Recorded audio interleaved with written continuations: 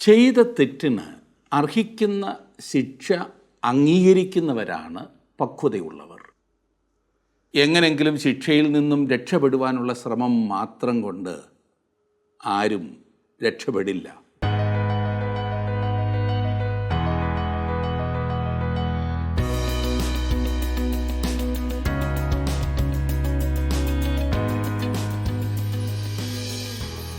കുറ്റം ചെയ്തിട്ട് പിടിക്കപ്പെട്ടാൽ സാധാരണ ആളുകൾ കരുണ കാണിക്കണേ എന്ന് യാചിക്കുന്നത് കണ്ടിട്ടില്ലേ? പലപ്പോഴും ഈ കരുണയ്ക്കായി യാചിക്കുന്നവർ ആഗ്രഹിക്കുന്നത് തങ്ങൾക്ക് രക്ഷപ്പെടണം എന്ന് മാത്രമാകുന്നു. താൻ ചെയ്ത തെറ്റിനാൽ ബുദ്ധിമുട്ടേണ്ടി വന്നവർക്ക് എന്ത് സംഭവിച്ചാലും വേണ്ടില്ല, എന്നോട് കരുണ കാണിച്ച് എന്നെ ശിക്ഷിക്കാതെ വിടണേ എന്ന് പറഞ്ഞാൽ അത് ശരിയാകുമോ? അങ്ങനെ ശിക്ഷിക്കാതെ വിട്ടാൽ അയാളുടെ തെറ്റിൻ്റെ ഫലം അനുഭവിക്കേണ്ടി വരുന്നവരെ ശിക്ഷിക്കുകയല്ലേ അത്? ന്യായവും കരുണയും ഒരുമിച്ച് പോകേണ്ടതുണ്ട് എന്നാണ് ദൈവം പഠിപ്പിക്കുന്നത്. 5-ാം സങ്കീർത്തനത്തിൽ ദാവീദ് ഇതുപോലെ ഒരു സാഹചര്യത്തെക്കുറിച്ച് പറയുന്നു. അവൻ്റെ സങ്കടയാചന അർപ്പിച്ചുകൊണ്ടുള്ള പ്രാർത്ഥനയിൽ ദാവീദ് പാടുന്നത്, നീ ദുഷ്ടതയിൽ പ്രസാദിക്കുന്ന ദൈവമല്ല, ദുഷ്ടൻ നിന്നോട് കൂടെ പാർക്കയില്ല. അനേകരും ചിന്തിക്കുന്നത് ദൈവകൃപ എന്നാൽ പ്രത്യാഘാതം ഇല്ലാതെ തങ്ങൾക്ക് ഏത് തെറ്റും ചെയ്യാം എന്നത്രേ. ദൈവം അവരെ സ്നേഹിക്കുന്നതിനാൽ, പാപം ഏറ്റുപറയുമ്പോൾ ക്ഷമിക്കും എന്നതിനാൽ തങ്ങൾക്ക് തോന്നുന്നത് പോലെ എല്ലാം ചെയ്യാം എന്നത്ര ഈ കൂട്ടർ ചിന്തിക്കുന്നത്. എന്നാൽ പാപത്തെ ദൈവം കാണുന്ന വിധം അവൻ്റെ കരുണ മാറ്റിമറിക്കുന്നില്ല. താൻ സ്നേഹിക്കുന്നവർക്ക് ദോഷം മാത്രം കൊണ്ടുവരുന്നതാണ് പാപം എന്നതിനാൽ ദൈവം ദുഷ്ടതയിൽ പ്രസാദിക്കുകയില്ല. ദൈവം നാം അർഹിക്കുന്ന ശിക്ഷണത്തിൽ നമ്മെ നടത്തുന്നത് നമ്മെ സ്നേഹിക്കുന്നതിനാലാണ്. അത് തിരിച്ചറിയുന്നതാണ് ആത്മീയ പക്വത എന്ന് പറയുന്നത്. ഇന്ന് സങ്കീർത്തനങ്ങൾ 5 മുതൽ 7 വരെയുള്ള ഭാഗം നമുക്ക് നോക്കാം. 5, 6, 7 സങ്കീർത്തനങ്ങൾ നാം വളരെ ശ്രദ്ധയോടെ പഠിക്കേണ്ട ചില ഭാഗങ്ങളാണ്. ആ ഭാഗം എടുത്താട്ട് 5-ാം സങ്കീർത്തനം എടുത്താട്ട്.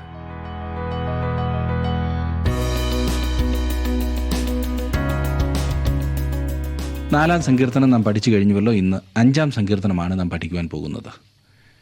5-ാം സങ്കീർത്തനത്തിലേക്ക് നാം വരുമ്പോൾ അവിടെ ദാവീദ് പാടുന്നത് വേണുനാദത്തോടെയാകുന്നു എന്നാണ് രേഖപ്പെടുത്തിയിരിക്കുന്നത്. ഇതൊരു പ്രഭാത പ്രാർത്ഥനയാണ്.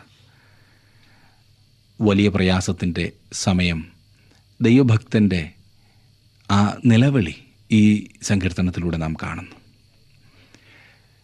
മശിഹായെ സംബന്ധിച്ച സങ്കീർത്തനങ്ങളുടെ ഇടയ്ക്കുള്ള സങ്കീർത്തനങ്ങളാണ് 4 മുതൽ 7 വരെയുള്ള സങ്കീർത്തനങ്ങളെന്ന് നാം നേരത്തെ കണ്ടല്ലോ. ഈ സങ്കീർത്തനങ്ങൾ ഒരു കഥ പറയുന്നു. ഇവ ഒന്നാമതായി ദാവീദിൻ്റെ വ്യക്തിപരമായ അനുഭവത്തിൻ്റെ ചിത്രമാണ്. രണ്ടാമതായി അവ പ്രവചനപരമായി മഹാപീഡനകാലത്തെ ഇസ്രായേൽ ജനത്തിൻ്റെ ചിത്രം നമുക്ക് നൽകുന്നു. ഇന്ന് നമുക്കും അവ വളരെയധികം പ്രായോഗികമാണ്. അവയിൽ പല ഉന്നതങ്ങളായ തത്വങ്ങളും അടങ്ങിയിട്ടുണ്ട്. എല്ലാ കാലത്തുമുള്ള ദൈവജനത്തിന് ഇവയിൽ നിന്ന് ദൂത് ഉൾക്കൊള്ളുവാൻ കഴിയും. ഇതും സംഗീത പ്രമാണിക്ക് വേണുനാദത്തോടെ ദാവീദിൻ്റെ ഒരു സങ്കീർത്തനമാകുന്നു എന്ന് പറഞ്ഞിരിക്കുന്നു. കുഴൽ പോലെയുള്ള ഏതോ ഒരു സംഗീത ഉപകരണമായിരിക്കാം ഈ വേണുനാദം എന്ന് പറഞ്ഞിരിക്കുന്നത്. ഇസ്രായേലിൻ്റെ മധുര ഗായകനായ ദാവീദ് ഈ സങ്കീർത്തനങ്ങളിൽ അധികവും പാട്ടായി ഉപയോഗിച്ചിരുന്നു എന്ന് നമുക്കറിയാം. പല സംഗീത ഉപകരണങ്ങളുടെ അകമ്പടിയോടെ ഒരു ഗായക സംഘം ഇവ പാടുകയും ചെയ്തിരുന്നിരിക്കാം. ഇതിനെയും ഒരു പ്രഭാത സങ്കീർത്തനം എന്ന് വിളിക്കാം. എപ്രകാരമാണ് ഇത് ആരംഭിക്കുന്നത് എന്ന് ശ്രദ്ധിക്കുക. ആദ്യത്തെ 3 വാക്യങ്ങൾ: യഹോവേ, എൻ്റെ വാക്കുകൾക്ക് ചെവി തരണമേ, എൻ്റെ ധ്യാനത്തെ ശ്രദ്ധിക്കണമേ. എൻ്റെ രാജാവും എൻ്റെ ദൈവവുമായുള്ളോവേ, എൻ്റെ സങ്കടയാചന കേൾക്കണമേ. നിന്നോടല്ലോ ഞാൻ പ്രാർത്ഥിക്കുന്നത്. യഹോവേ, രാവിലെ എൻ്റെ പ്രാർത്ഥന കേൾക്കണമേ. രാവിലെ ഞാൻ നിനക്കായി ഒരുക്കി കാത്തിരിക്കുന്നു. ഈ സങ്കീർത്തനം ഒരു പ്രഭാത പ്രാർത്ഥനയാണ്. രാവിലെ ദൈവത്തിൻ്റെ ശബ്ദം കേൾക്കുവാൻ സാധിക്കുന്ന അവസ്ഥ. നമ്മുടെ ശബ്ദം ദൈവത്തെങ്കിലേക്ക് ഉയരുന്നു. പ്രാർത്ഥനയിൽ ദൈവത്തിങ്കിലേക്ക് നമ്മുടെ ഹൃദയത്തെ ഉയർത്തുന്നതിന് ഏറ്റവും നല്ല സമയമാണ് രാവിലെ സമയം. 4 മുതലുള്ള വാക്യങ്ങൾ: നീ ദുഷ്ടതയിൽ പ്രസാദിക്കുന്ന ദൈവമല്ല, ദുഷ്ടൻ നിന്നോടുകൂടെ പാർക്കയില്ല, അഹങ്കാരികൾ നിന്റെ സന്നിധിയിൽ നിൽക്കയില്ല. നീതികേട് പ്രവർത്തിക്കുന്നവരെയൊക്കെയും നീ പകയ്ക്കുന്നു, ഭോഷ്ക് പറയുന്നവരെ നീ നശിപ്പിക്കും. രക്തപാതകവും ചതിയുമുള്ളവൻ യഹോവയ്ക്ക് അറുപ്പാകുന്നു. ഞാനോ നിന്റെ കൃപയുടെ ബഹുത്വത്താൽ നിന്റെ ആലയത്തിലേക്ക് ചെന്ന് നിന്റെ വിശുദ്ധ മന്ദിരത്തിന് നേരെ നിങ്കലുള്ള ഭക്തിയോടെ ആരാധിക്കും. ദൈവഭക്തൻ്റെ ആശ്വാസം ഇതാണ്. ചുറ്റുപാടുകളെ നോക്കുമ്പോൾ കാണുവാൻ കഴിയുന്നത് വർദ്ധിച്ചു വരുന്ന ദുഷ്ടതയും അധപ്പതനവും അധർമ്മവും ഒക്കെയാകുന്നു. ഒരുപക്ഷെ താങ്കളെ നിരാശപ്പെടുത്തുന്ന വിഷയങ്ങൾ ഇതൊക്കെ ആയിരിക്കാം. താങ്കളുടെ ഹൃദയത്തിൽ ദുഃഖം ഉളവാക്കുന്ന കാര്യമായിരിക്കാം അത്. എന്തുമാത്രം അഴിമതി, അധർമ്മം, ദുഷ്ടത! ഇങ്ങനെയുള്ള ദിവസങ്ങളിൽ ഒരു ദൈവവൈതലിൻ്റെ ആശ്വാസം എന്താണ്? സങ്കീർത്തനക്കാരൻ നമ്മോട് അത് പറഞ്ഞു. ദുഷ്ടതയ്ക്കെതിരായി തൻ്റെ ഹൃദയത്തിൽ ഉളവാകുന്നതായി വെറുപ്പ് വെളിപ്പെടുത്തുന്നത് അവൻ ദൈവത്തിൻ്റെ പക്ഷത്താകുന്നു എന്നത്രേ. ദൈവവും അത് വെറുക്കുന്നു. ഇന്നത്തെ പാപമയമായ ലോകത്തിൻ്റെ പോക്ക് കണ്ട് ദൈവത്തിനും പ്രയാസവും ദുഃഖവും ഉണ്ടായിക്കൊണ്ടിരിക്കുന്നു എന്നത്രേ എൻ്റെ വിശ്വാസം. ദുഷ്ടത ദൈവത്തിന് പ്രസാദമുളവാക്കുന്ന കാര്യമല്ല. അതുപോലെ തന്നെ ദൈവമക്കളും ദുഷ്ടതയിൽ പ്രസാദിക്കുന്നില്ല എന്ന് ഞാൻ വിശ്വസിക്കട്ടെ. ദുഷ്ടന് ദൈവത്തോടുകൂടെ പാർക്കുവാൻ കഴിയുകയില്ല. കാരണം ദൈവം വെളിച്ചമാണ്, അവനിൽ ഇരുട്ട് ഒട്ടുമില്ല. ഹബക്കൂക്ക് പ്രവാചകൻ ഇപ്രകാരമാണ് പറഞ്ഞത്: ദോഷം കണ്ടുകൂടാതെ വണ്ണം നിർമ്മല ദൃഷ്ടിയുള്ളവനും പീഡനം കാണുവാൻ കഴിയാത്തവനുമായുള്ളവേ. ഹബക്കൂക്കിൻ്റെ പ്രവചനം 1-ാം അധ്യായത്തിൻ്റെ 13-ാം വാക്യമാണ് ഞാൻ വായിച്ചത്. ദുഷ്ടത കുറേ കാലത്തേക്ക് അഭിവൃദ്ധിപ്പെടുന്നതായി തോന്നിയേക്കാം. എന്നാൽ വക്രതയും അന്യായവും പ്രവർത്തിക്കുന്നവർക്ക് നിശ്ചയമായും നാശത്തിൻ്റെയും നിത്യ ലജ്ജയുടേതുമായൊരു ദിവസം വരാൻ പോകുന്നു. ന്യായവിധിയുടെ ഒരു ദിവസം വരാൻ പോകുന്നു എന്ന് ദൈവം വളരെ വ്യക്തമായി പറഞ്ഞിട്ടുണ്ട്. ദുഷ്ടത നിലനിൽക്കുവാൻ പോകുന്നില്ല. വെളിപ്പാട് പുസ്തകം 21-ാം അധ്യായത്തിൻ്റെ 8-ാം വാക്യത്തിൽ ദൈവം ഇപ്രകാരം പറഞ്ഞിരിക്കുന്നു: എന്നാൽ ഭീരുക്കൾ, അവിശ്വാസികൾ, അരയ്ക്കപ്പെട്ടവർ, കൊലപാതകന്മാർ, ദുർനടപ്പുകാർ, ക്ഷുദ്രക്കാർ, ബിംബാരാധികൾ എന്നിവർക്കും ഭോഷ്ക് പറയുന്ന ഏവർക്കുമുള്ള ഓഹരി തീയും ഗന്ധകവും കത്തുന്ന പൊയ്കയിലത്രേ. അത് 2ാമത്തെ മരണം. ഭൂമിയുടെ മേൽ ദൈവത്തിൻ്റെ ന്യായവിധി വരാൻ പോകുന്നു എന്നുള്ള ആ സത്യം ഈ കാലത്ത് സാധാരണ പ്രസംഗിച്ച് കേൾക്കുന്നത് വിരളമാണ്. എന്നാൽ അതാണ് വാസ്തവം എന്ന കാര്യം നാം ഓർക്കണം. 8ഉം 9ഉം വാക്യങ്ങളിലേക്ക് വരുമ്പോൾ നാം കാണുന്നത്: യഹോവേ, എൻ്റെ ശത്രുക്കൾ നിമിത്തം നിൻ്റെ നീതിയാൽ എന്നെ നടത്തണമേ. എൻ്റെ മുമ്പിൽ നിൻ്റെ വഴിയെ നിരപ്പാക്കണമേ. അവരുടെ വായിലൊട്ടും നേരില്ല, അവരുടെ അന്തരംഗം നാശകൂപം തന്നെ. അവരുടെ തൊണ്ട തുറന്ന ശവക്കുഴിയാകുന്നു, നാവുകൊണ്ട് അവർ മധുരവാക്ക് പറയുന്നു. എൻ്റെ ശത്രുക്കൾ എന്നെ നോക്കിക്കൊണ്ടിരിക്കുകയാണ്. ഞാൻ തളർന്നു വീഴുന്നത് കാണുവാൻ അവർ ആഗ്രഹിക്കുന്നു. എന്നാൽ എൻ്റെ ആഗ്രഹം നിന്നെ മഹത്വപ്പെടുത്തുക എന്നത് അത്രേ ദൈവമേ. വീഴാതെ തന്നെ സൂക്ഷിക്കുകയും നടത്തുകയും ചെയ്യണമേ എന്ന് അതുകൊണ്ട് അവൻ ദൈവത്തോട് പ്രാർത്ഥിക്കുകയാണ് ചെയ്യുന്നത്. നിൻ്റെ നീതിയാൽ എന്നെ നടത്തണമേ. എൻ്റെ മുമ്പിൽ നിൻ്റെ വഴിയെ നിരപ്പാക്കണമേ. കാരണം അവരുടെ വായിലൊട്ടും നേരില്ല, അവരുടെ അന്തരംഗം നാശകൂപം തന്നെ. അവരുടെ തൊണ്ട തുറന്ന ശവക്കുഴിയാകുന്നു എന്നവൻ പ്രാർത്ഥിക്കുന്നു. പൗലോസപ്പോസ്തലൻ റോമലേഖനം 3-ാം അധ്യായത്തിൻ്റെ 13-ാം വാക്യത്തിൽ ഇത് ഉദ്ധരിച്ചിട്ടുണ്ട്: അവരുടെ തൊണ്ട തുറന്ന ശവക്കുഴിയാകുന്നു, നാവുകൊണ്ട് അവർ ചതിക്കുന്നു, സർപ്പവിഷം അവരുടെ അധരങ്ങൾക്ക് കീഴെ ഉണ്ട് എന്ന്. സത്യം എന്നൊന്ന് ഉണ്ടെന്ന് അവർക്കറിഞ്ഞുകൂടാ. അവർ സത്യം തീരെ പറയാറുമില്ല. എത്ര ശോചനീയമായ അവസ്ഥയില്ലേ! 10 മുതൽ 12 വരെയുള്ള വാക്യങ്ങൾ: ദൈവമേ, അവരെ കുറ്റം വിധിക്കണമേ. തങ്ങളുടെ ആലോചനകളാൽ തന്നെ അവർ വീഴട്ടെ. അവരുടെ അതിക്രമങ്ങളുടെ ബഹുത്വം നിമിത്തം അവരെ തള്ളിക്കളയണമേ. നിന്നോടല്ലോ അവർ മത്സരിച്ചിരിക്കുന്നത്. എന്നാൽ നിന്നെ ശരണം പ്രാപിക്കുന്നവരെല്ലാവരും സന്തോഷിക്കും. നീ അവരെ പാലിക്കുന്നത് കൊണ്ട് അവർ എപ്പോഴും ആനന്ദിച്ചാർക്കും. നിന്റെ നാമത്തെ സ്നേഹിക്കുന്നവർ നിന്നിൽ ഉല്ലസിക്കും. യഹോവേ, നീ നീതിമാനെ അനുഗ്രഹിക്കും.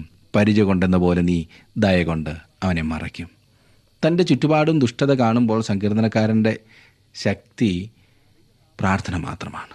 ദൈവനാമത്തിന് അപമാനം വരാത്ത രീതിയിൽ നടക്കുന്നതിന് തന്നെ സഹായിക്കുവാൻ കഴിയുന്ന ആ നടത്തിപ്പിനു വേണ്ടി അവൻ പ്രാർത്ഥിക്കുന്നു.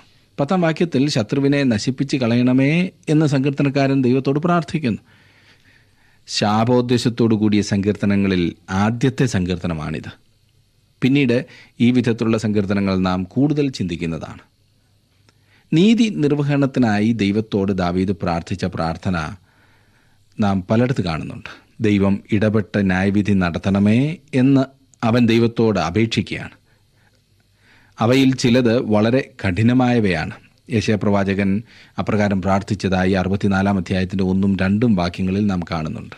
അയ്യോ, ജാതികൾ തിരുമുൻപിൽ വിറയ്ക്കത്തക്കവണ്ണം നിന്റെ നാമത്തെ നിന്റെ വൈരികൾക്ക് വെളിപ്പെടുത്തുവാൻ തീയിൽ ചുള്ളി കത്തുന്നത് പോലെയും തീ കൊണ്ട് വെള്ളം തിളയ്ക്കുന്നത് പോലെയും മലകൾ നിന്റെ മുമ്പിൽ ഉരുകിപ്പോകത്തക്കവണ്ണം നീ ആകാശം കീറി ഇറങ്ങി വന്നെങ്കിൽ കൊള്ളായിരുന്നു എന്ന്. ലംഘനക്കാരുടെ മേൽ ന്യായവിധി ഒരിക്കൽ വരേണ്ടതാകുന്നു. ദൈവം പ്രതികാരം ചെയ്യുമെന്ന് ദൈവവചനം വ്യക്തമായി പറയുന്നുണ്ട്. ഭൂമിയിലെ ന്യായാധിപൻ്റെ അടുത്ത് തൻ്റെ ആവലാതിയുമായി ചെന്ന വിധവയുടെ ഉപമ കർത്താവ് പറഞ്ഞ് നിങ്ങൾ ഓർക്കുന്നുണ്ടല്ലോ. ലൂക്കോസിൻ്റെ സുവിശേഷം 18 അധ്യായത്തിൻ്റെ 3 മുതൽ 8 വരെയുള്ള വാക്യങ്ങളിൽ. ദാവീദും തൻ്റെ കാലത്ത് പ്രതികാരത്തിനു വേണ്ടി ദൈവത്തോട് പ്രാർത്ഥിച്ചു. ഇക്കാലത്ത് ഒരു വിശ്വാസി ഇങ്ങനെ പ്രാർത്ഥിക്കുന്നത് പാപമാകുന്നു എന്നത്ര ഞാൻ ചിന്തിക്കുന്നത്. മഹാപീഡന കാലത്ത് ന്യായപ്രമാണത്തിന് കീഴിലുള്ള ജനം പണ്ടത്തെ പോലെ തന്നെ ഈ വിധത്തിലുള്ള പ്രാർത്ഥന പ്രാർത്ഥിക്കും. ദൈവം തൻ്റെ ജനത്തിൻ്റെ പ്രാർത്ഥന കേൾക്കും. അവരുടെ ശത്രുക്കളുടെ മേൽ പ്രതികാരം നടത്തണമെന്ന് ദൈവം ആഗ്രഹിക്കുകയും ചെയ്യുന്നു. എന്നാൽ ഇക്കാലത്ത് നാം ഇതിൽ നിന്നും വളരെ ഭിന്നമായിട്ടാണ് കാര്യങ്ങൾ ചെയ്യേണ്ടത്. മത്തായിയുടെ സുവിശേഷം 5 അധ്യായത്തിൻ്റെ 44 വാക്യത്തിൽ ഇപ്രകാരം പറഞ്ഞിട്ടുണ്ട്, ഞാനോ നിങ്ങളോട് പറയുന്നത്, നിങ്ങളുടെ ശത്രുക്കളെ സ്നേഹിപ്പീൻ, നിങ്ങളെ ഉപദ്രവിക്കുന്നവർക്ക് വേണ്ടി പ്രാർത്ഥിപ്പീൻ. ഇത് ചെയ്യുക വളരെ പ്രയാസമുള്ള, വളരെ വിഷമമുള്ള കാര്യമാകുന്നു എന്ന് ഞാനും നിങ്ങളും തീർച്ചയായിട്ടും മനസ്സിലാക്കുന്നുണ്ട്. അത് ഞാൻ സമ്മതിക്കുന്നു. എന്നാൽ അങ്ങനെ ചെയ്യുവാനാണ് നമ്മുടെ കർത്താവ് പറഞ്ഞിരിക്കുന്നത്. റോമാലേഖനം 12 അധ്യായത്തിൻ്റെ 19 വാക്യത്തിൽ നാം വായിക്കുന്നത്, പ്രിയമുള്ളവരെ, നിങ്ങൾ തന്നെ പ്രതികാരം ചെയ്യാതെ ദൈവകോപത്തിന് ഇടം കൊടുപ്പീൻ, പ്രതികാരം എനിക്കുള്ളത്, ഞാൻ പകരം ചെയ്യുമെന്ന് കർത്താവ് അരുളി ചെയ്യുന്നു. ഏത് വിധത്തിലുള്ള പ്രതികാര നടപടിയും താൻ ചെയ്തു കൊള്ളാം എന്നത്രേ ദൈവം പറയുന്നത്. അത് തൻ്റെ കാര്യമാകുന്നു. അടി കൊണ്ടാൽ തിരിച്ചടിക്കുവാനുള്ള പ്രകൃതമാണ് നമുക്കൊക്കെയുള്ളതല്ലേ. എന്നാൽ കാര്യങ്ങൾ നാം തന്നെ കൈകാര്യം ചെയ്യുവാൻ ശ്രമിക്കുമ്പോൾ നാം വാസ്തവത്തിൽ അവനോട് കൂടെ നടക്കുകയല്ല ചെയ്യുന്നത്, ദൈവത്തോടു കൂടെ നടക്കുകയല്ല ചെയ്യുന്നത്. നമ്മുടെ ശത്രുക്കളോട് ഇടപെടുന്ന കാര്യത്തിലും നാം ദൈവത്തെ പൂർണ്ണമായി വിശ്വസിക്കേണ്ടത് ആവശ്യമാണ്. നമ്മുടെ കർത്താവായ യേശുക്രിസ്തു ഇവിടെ ഭൂമിയിലായിരുന്നപ്പോൾ അവന് വളരെ മൃഗീയമായ പെരുമാറ്റങ്ങളാണ് അനുഭവിക്കേണ്ടതായി വന്നത്. എന്നാൽ കർത്താവ് തിരിച്ചടിച്ചില്ല. ഇന്ന് അവൻ്റെ മക്കളായിരിക്കുന്ന ദൈവജനം അതുപോലെ തന്നെ പ്രവർത്തിക്കേണ്ടതാകുന്നു എന്നത്ര ദൈവം ആഗ്രഹിക്കുന്നത്. പ്രതികാരം എനിക്കുള്ളത്, ഞാൻ പകരം ചെയ്യും എന്ന് അവൻ പറഞ്ഞിരിക്കുന്നു. ഇത് ദൈവം ഒരിക്കൽ നടപ്പിലാക്കുവാൻ ആഗ്രഹിക്കുന്നു. ഇത് വളരെ മനോഹരമായ സങ്കീർത്തനം അത്രേ. രൂക്ഷമായ പീഡനങ്ങളുടെ മധ്യത്തിൽ ഈ സങ്കീർത്തനം ദൈവജനത്തിൽ എത്രമാത്രം ആശ്വാസം പകർന്നു കൊടുത്തുകൊണ്ടിരിക്കുന്നു എന്നോർക്കണം. 12 വാക്യത്തിൽ നാം വായിച്ചവസാനിപ്പിച്ചത്, പരിചയ കൊണ്ടെന്ന പോലെ നീ ദയ കൊണ്ട് അവനെ മറയ്ക്കും. അതിൽ കൂടുതൽ എന്താണ് നമുക്ക് വേണ്ടിയതല്ലേ? ദൈവത്തിൻ്റെ ദയ അനുഭവിക്കുവാനായിട്ടുള്ള ആ അതിമഹത്തായ ഭാഗ്യം. താങ്കളുടെ വിലപ്പെട്ട നിർദ്ദേശങ്ങളും അഭിപ്രായങ്ങളും പ്രാർത്ഥനാ വിഷയങ്ങളും ഇന്ന് തന്നെ ഞങ്ങളെ വിളിച്ചറിയിക്കുക. വിളിക്കേണ്ട നമ്പർ 8281384455.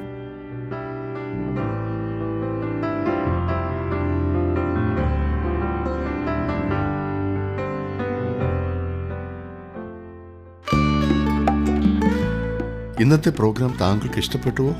എങ്കിൽ ഉടൻ തന്നെ ഞങ്ങൾക്കൊരു മിസ് കോൾ തരിക. അടുത്ത വിജയി ഒരുപക്ഷെ താങ്കളായിരിക്കാം.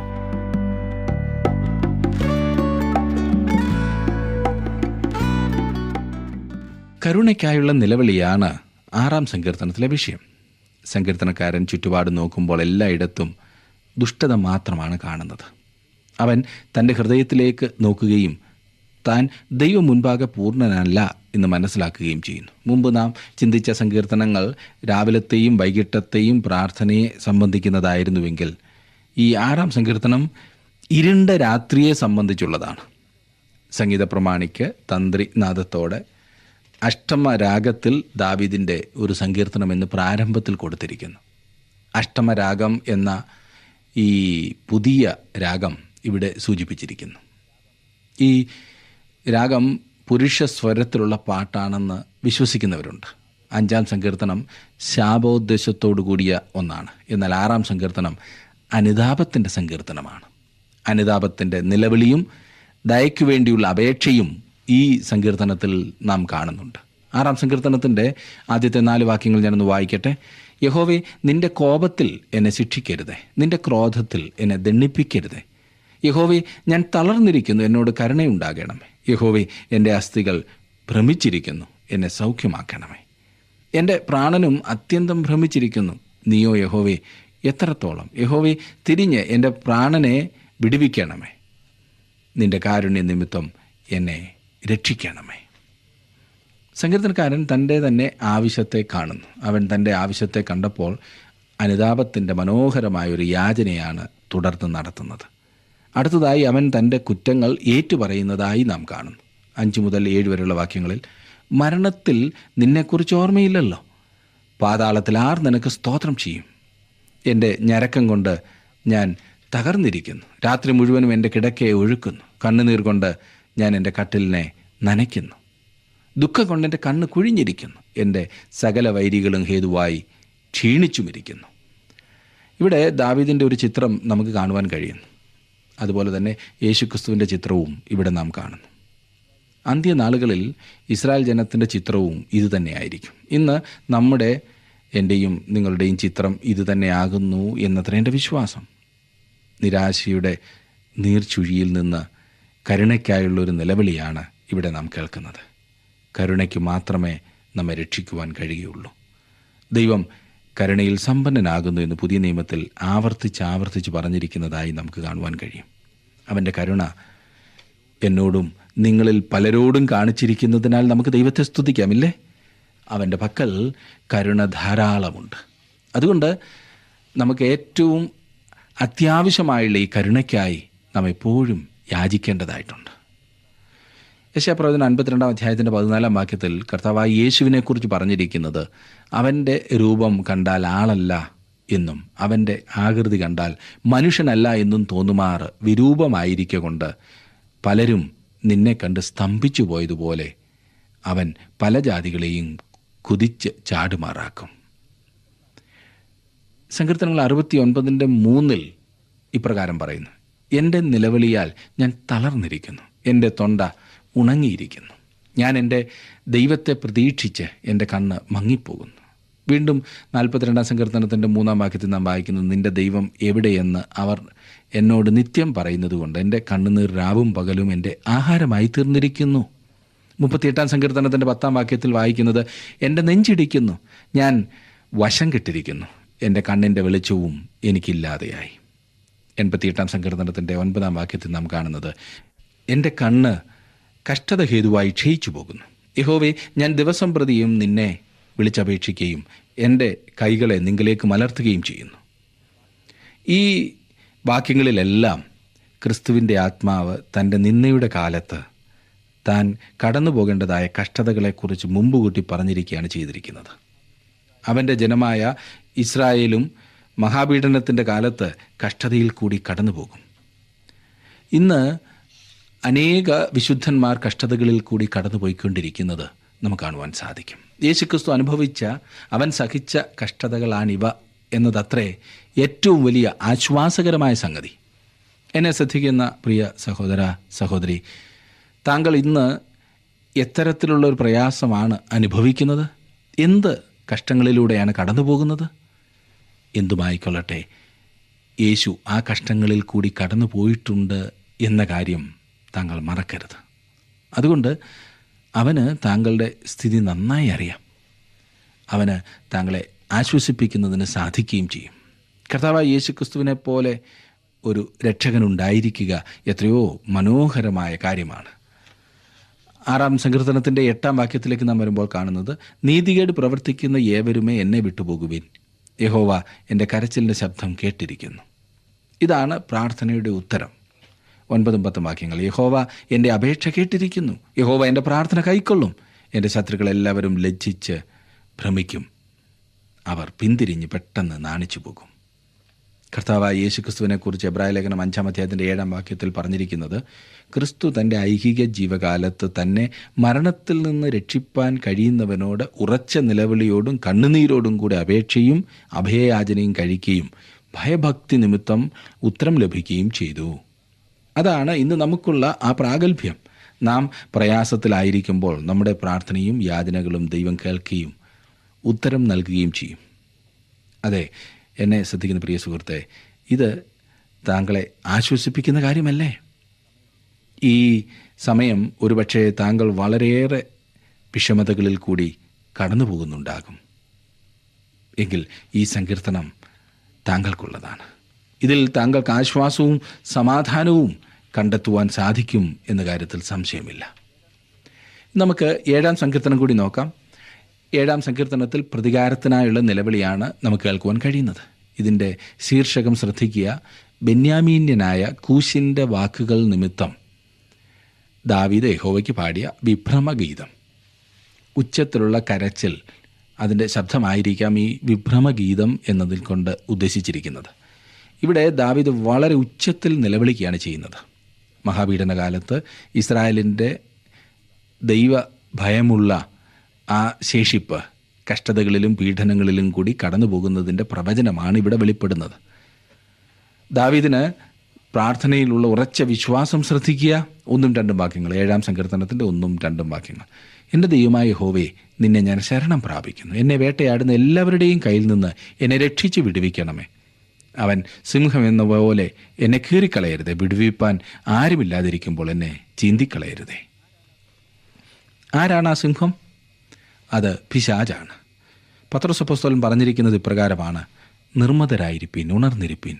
നിങ്ങളുടെ പ്രതിയോഗിയായ പിശാച് അലറുന്ന സിംഹം എന്ന പോലെ ആരെ വിഴുങ്ങേണ്ടു എന്ന് തിരിഞ്ഞ് ചുറ്റി നടക്കുന്നു.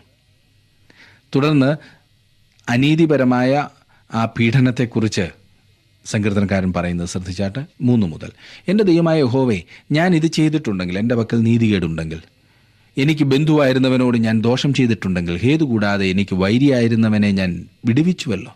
ശത്രു എൻ്റെ പ്രാണനെ പിന്തുടർന്ന് പിടിക്കട്ടെ. അവൻ എൻ്റെ ജീവനെ നിലത്തിട്ട് ചവിട്ടട്ടെ.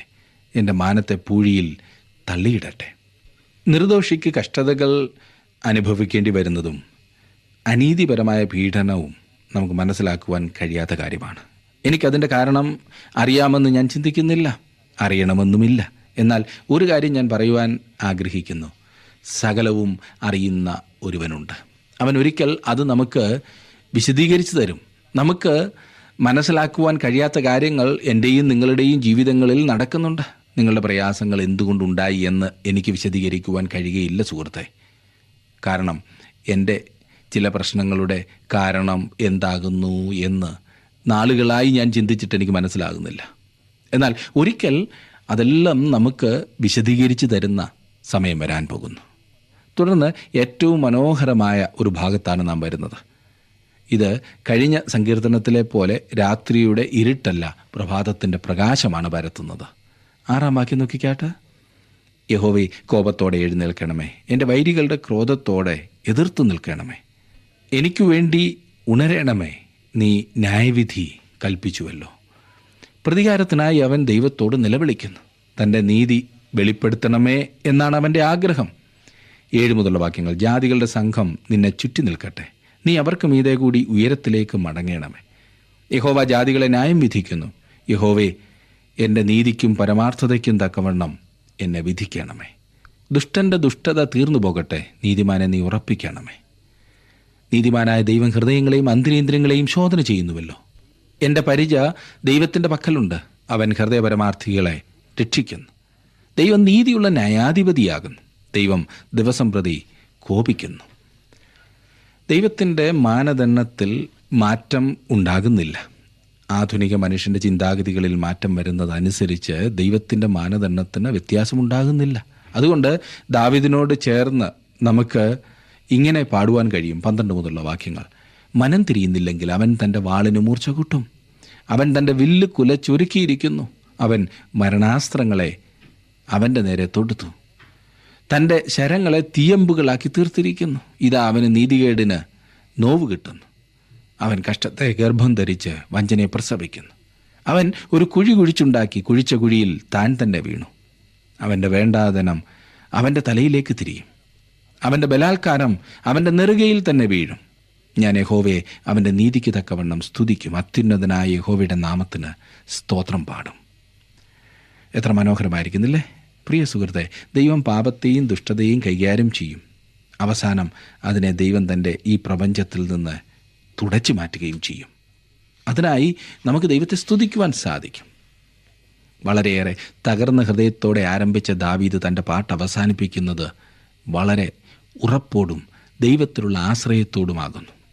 അവൻ അവസാനിപ്പിക്കുന്നതിൻ്റെ രഹസ്യം ദൈവം തൻ്റെ പ്രാർത്ഥന കേട്ടു എന്നുള്ളതാണ്.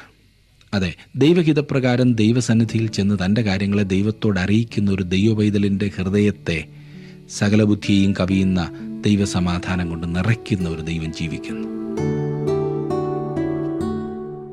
സകല ബുദ്ധിയെയും കവിയുന്ന ദൈവസമാധാനത്താൽ നമ്മെ നിറയ്ക്കുന്ന ദൈവം നമ്മുടെ ഏതൊരു സാഹചര്യത്തിലും നമ്മെ കൈപിടിച്ച് നടത്തുവാൻ മതിയായവനാണ്.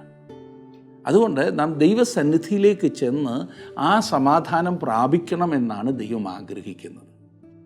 പലപ്പോഴും നാം നമ്മുടേതായ വഴികളിൽ സമാധാനം കണ്ടെത്തുവാനുള്ള തത്രപ്പാടിലാണ്. അങ്ങനെ ആർക്കും സമാധാനം പ്രാപിക്കുവാൻ സാധിക്കില്ല എന്നാണ് തൻ്റെ ജീവിതാനുഭവത്തിൽ നിന്നും ദാവീദ് നമുക്ക് പറഞ്ഞു തന്നുകൊണ്ടിരിക്കുന്നത്. ഇന്നത്തെ പഠനം നിങ്ങളുടെ ജീവിതത്തിൽ പ്രയോജനകരമായിരുന്നു എന്ന് ഞാൻ വിശ്വസിക്കട്ടെ. അത് അതിൻ്റേതായ അർത്ഥത്തിൽ ഉൾക്കൊണ്ട് ജീവിതത്തിൽ പ്രാവർത്തികമാക്കുവാൻ പ്രത്യേകം ശ്രദ്ധിച്ചാട്ടെ. ദൈവം നിങ്ങളെ അതിനായി സഹായിക്കട്ടെ. ദൈവം നിങ്ങളോട് കൂടെ ഉണ്ടായിരിക്കട്ടെ.